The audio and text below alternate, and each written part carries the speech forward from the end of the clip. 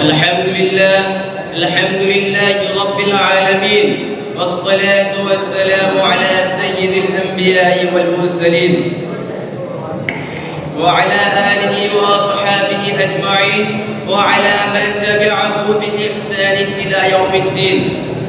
وبعد، فقد قال الله عز سبحانه: أعوذ بالله من الشيطان الرجيم، بسم الله الرحمن الرحيم، واعتصموا بحبل الله جميعا ولا تفرقوا.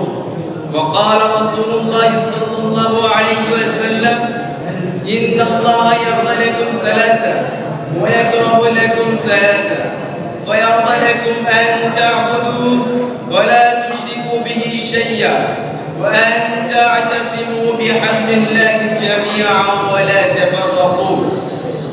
ويكره لكم قيل وقال وكثرة السؤال وإضاعة المال.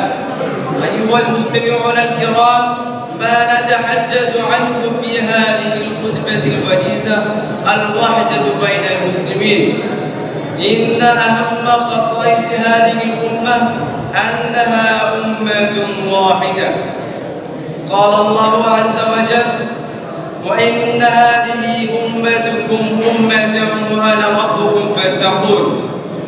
قال الله عز وجل: وإن هذه أمتكم أمة واحدة وأنا ربكم فاتقون.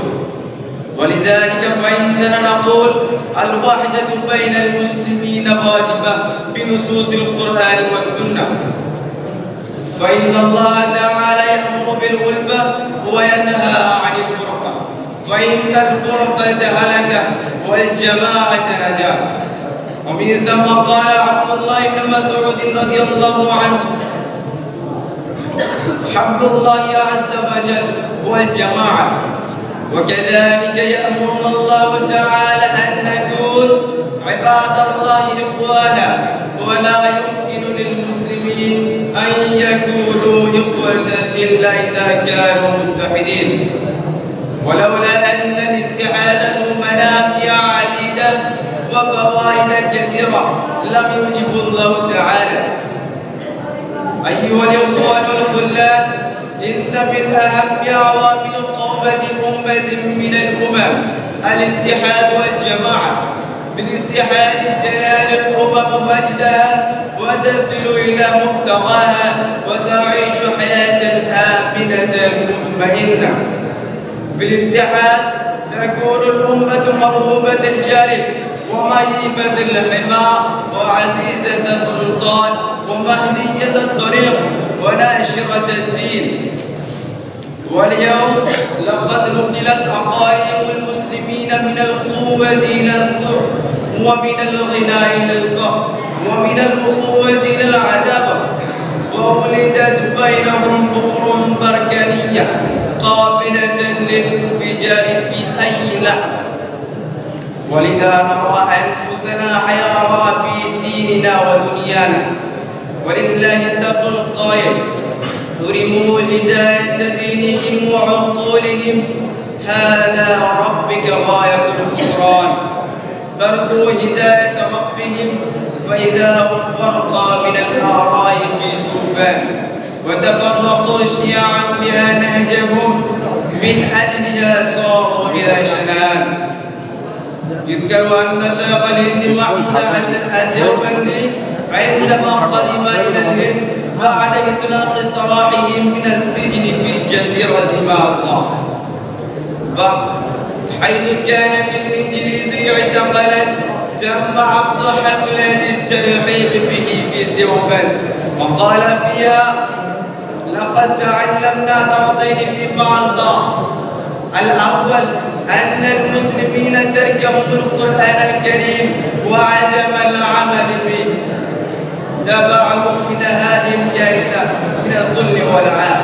والثاني أن الخلافات والمشاحنات بين المسلمين سبب رئيسي في هذه الهزيمة والظلم.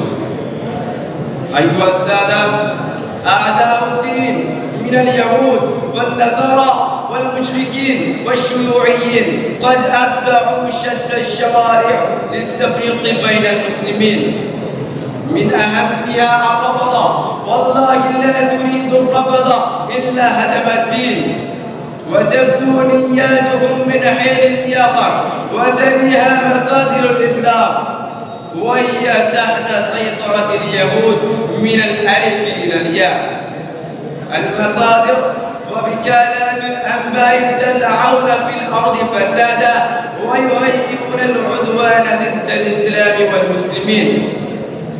والله لم يرجحوا ولن يرجحوا في أهدافهم الخبيثة ما دام المسلمون معتصمين بحبل الله ومتحدين كالبنيان المرصوص. مما يحسب له جدا أن بعض المسلمين لا يستطيعون أن يدركوا النفاق، فيؤيدون المنافقين من الروافض ويؤمنون بمصادر الإبلاغ كما آمن اليهود بالجبس والطاغوت. هدانا الله سبحانه وتعالى إلى الرشد، وآخر دعوانا الحمد لله رب العالمين.